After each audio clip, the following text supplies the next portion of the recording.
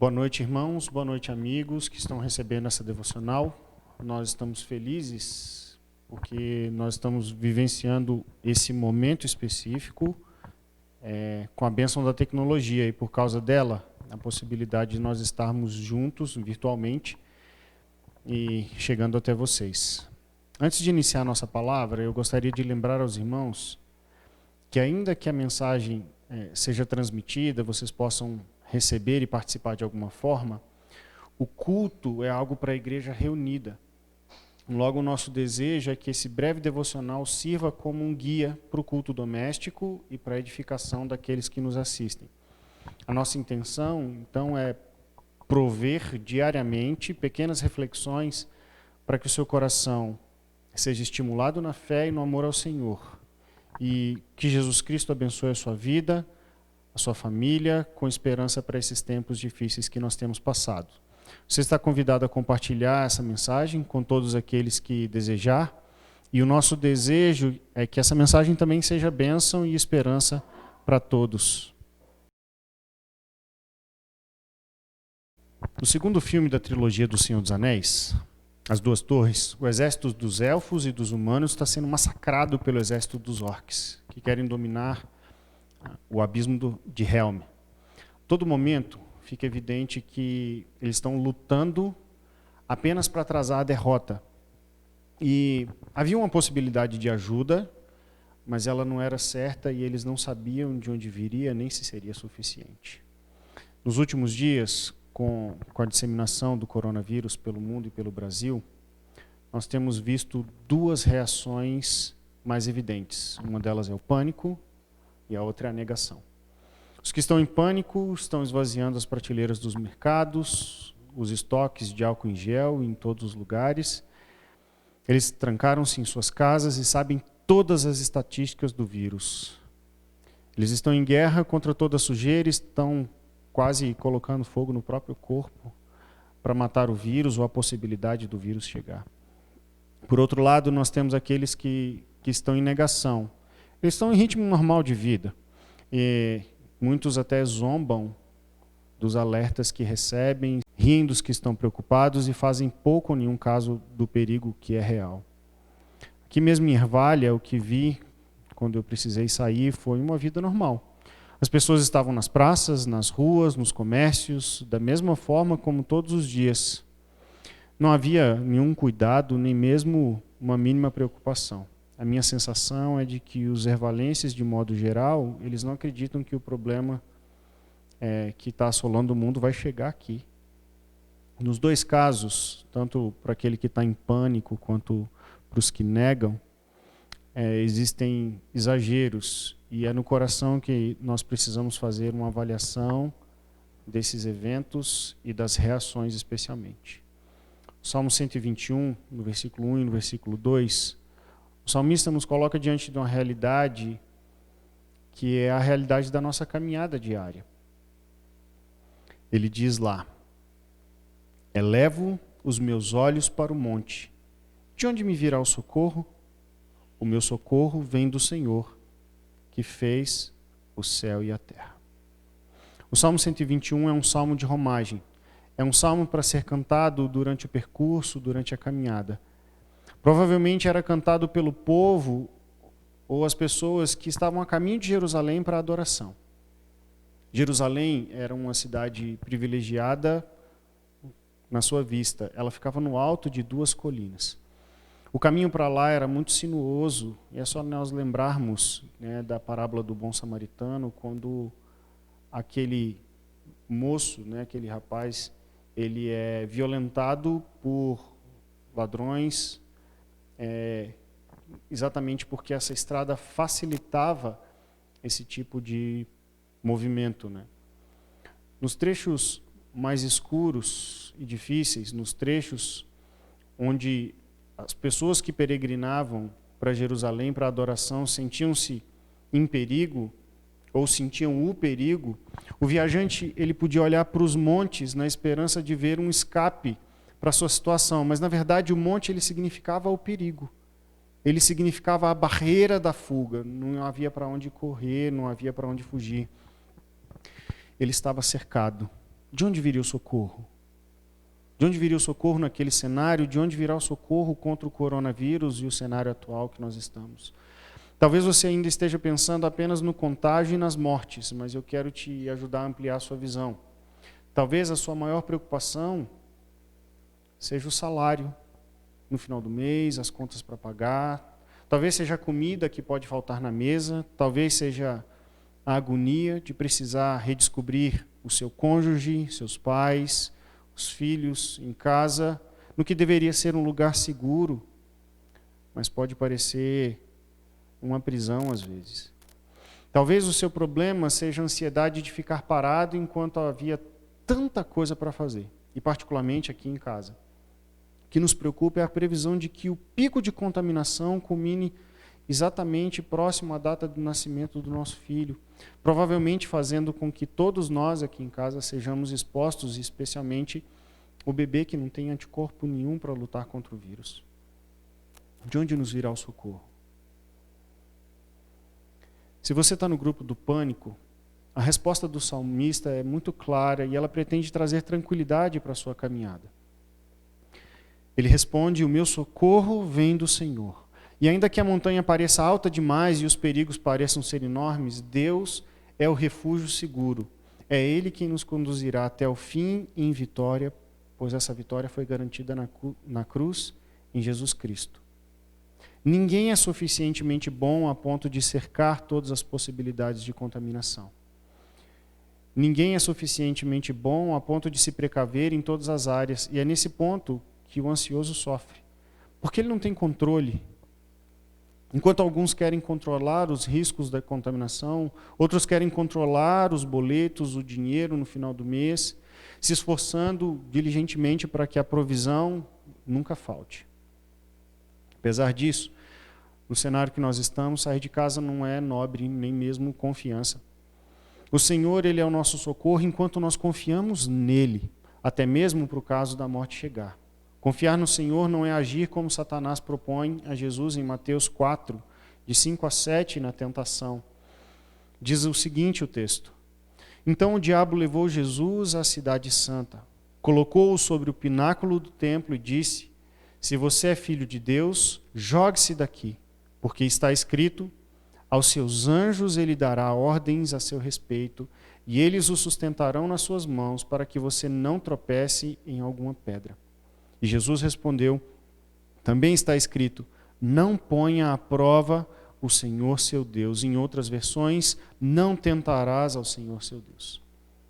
O que Jesus está dizendo é que se expor a riscos desnecessários apenas para provar que Deus pode proteger e atender é tentar ao Senhor, é colocá-lo à prova. Em outras palavras, é duvidar de que Ele seja socorro verdadeiro, se expondo ao perigo para que Ele demonstre que pode nos socorrer. O socorro para a situação de calamidade desses dias e para as consequências, do coronavírus, que vai ser falta de dinheiro, falta de alimento, falta de perspectiva de futuro, falta de atendimento nos hospitais, está no Senhor que fez os céus e a terra. Ele é o Criador de tudo e está no governo de todas as coisas. Foi Ele mesmo quem proveu, antes dos tempos, o Salvador para que houvesse esperança. Para os que são do grupo dos negadores, os que rejeitam a gravidade da situação, saber que Deus é soberano e está controlando todos os eventos deve trazer temor. Em Mateus 24, Jesus descreve cenários de calamidade que ocorreriam antes que Ele voltasse. Portanto, Ele preparou momentos como esse para que, alertados pelos eventos de catástrofe, colocássemos nossos olhos e esperança nele, para que distinguíssemos corações dispostos a se enganarem por qualquer anúncio de libertador. O libertador do negador pode ser o seu trabalho, sua força de alcançar o que quer. Pode ser a força da juventude, o vigor e a ilusão de que nada dará errado e nada pode o atingir. Pode ser ainda a ideia de que o mundo tem outras prioridades, como trabalho, lazer, estudos, etc. Tudo isso mostra o engano do coração, o engano do controle, o engano de ser indestrutível. Enquanto o exército dos humanos e dos elfos está resistindo bravamente aos orcs no abismo de Helm, Gandalf chega no alto do monte, um monte que tem ao lado, Com as suas vestes brancas, todos olham para o monte. O socorro havia chegado. A luta não foi em vão e nasce esperança de vitória.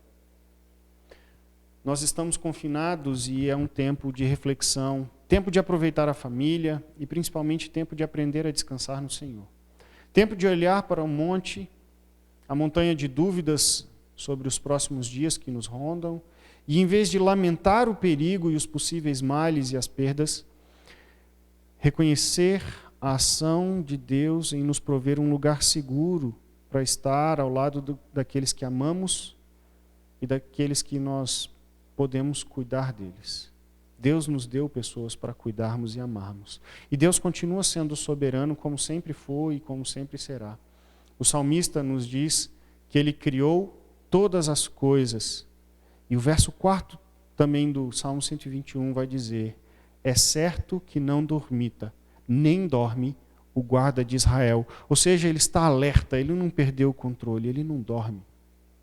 Se ele nos confinou em nossas casas para nossa proteção, antes de tudo, ele nos confinou nele para a salvação eterna. Todos os que creem não precisam temer nem o coronavírus, nem a morte, nem a escassez. Todos aqueles que estão confinados em Deus descansam, pois Deus não dorme. As lições que podemos tirar para nós nesses dias é de que o Senhor é soberano. Ele está no controle de todas as coisas. Isso quer dizer que podemos descansar. Descansar em Deus, neste caso, é ficar em casa. É deixar que nós sejamos tomados pelas circunstâncias e refazer a nossa rotina. É investir tempo em aprender algo novo, investir tempo na família, descobrir a beleza de não estar no controle das coisas. Muitos dizem que é bom ser criança, né? E não ter boleto para pagar. Na verdade, a criança ela gera boletos e gera contas, mas ela descansa no fato de não poder nem mesmo conhecer nenhuma dessas implicações da sua existência. Ela simplesmente brinca e dorme. Tem quem cuide dessas coisas para ela. Eu quero te dizer e te recomendar que você exercite a sua generosidade. Deus, Ele é socorro também por meio dos irmãos. Então, esteja pronto a dispor do que tem para auxiliar aqueles que não têm, especialmente os da família da fé. Muitos não vão ter recursos em breve e demorarão a se recuperar financeiramente dessa quarentena. Então, exercite também a sua humildade. Lembre-se que a nossa fé é constantemente testada. Esse momento de confinamento é apenas mais uma forma de Deus nos mostrar que somos completamente dependentes e vulneráveis. Aproveite esse momento para descobrir os ouvidos atentos e amorosos dos irmãos e a generosidade para quando nos faltar algo. Seja prudente também. Deus nos deu capacidade de pensar, descobrir, inventar. E essa é uma bênção que nada mais na criação tem. E nós podemos usar esse conhecimento para entender a gravidade da situação e agir com prudência com o que Deus nos pede para agirmos. Ame também ao próximo. Nesses dias, os mais próximos serão os de nossa casa. E por isso, proteja-os.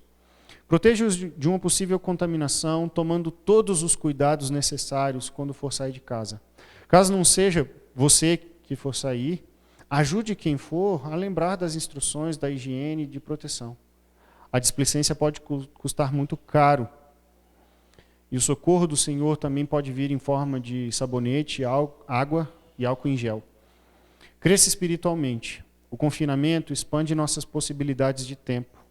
Essa é a melhor oportunidade para colocar a leitura bíblica em dia, investir tempo em oração, ler bom conteúdo nos livros ou então na internet.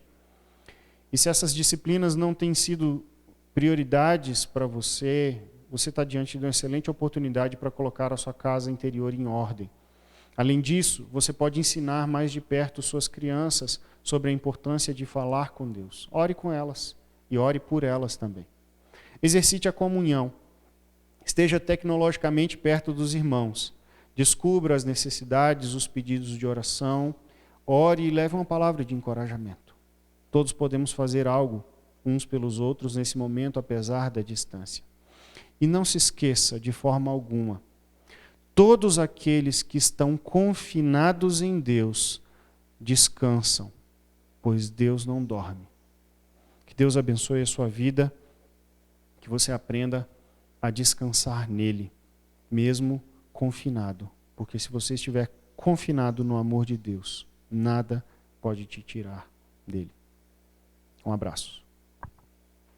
Deus, eu quero, pela tua graça, louvar o teu nome pela tecnologia que nós temos. E podemos alcançar os nossos queridos com uma palavra abençoadora, uma palavra de esperança acerca do socorro que vem do Senhor para cada um de nós. Queremos pedir ao Senhor que o Senhor traga os corações até o Senhor para que eles estejam guardados por Ti e que o Senhor os mostre que esse tempo seja um tempo de conhecimento de Ti, um tempo de aprofundamento na intimidade com o Senhor, para que eles saibam cada vez mais que estão seguros se estiverem no Senhor. Que o Senhor possa abençoá-los para que sejam prudentes, para que sejam bênção na vida uns dos outros, para que as famílias sejam fortalecidas e que especialmente, Deus, que eles possam ser guardados no Teu poder e depositar a fé no socorro que vem do Senhor.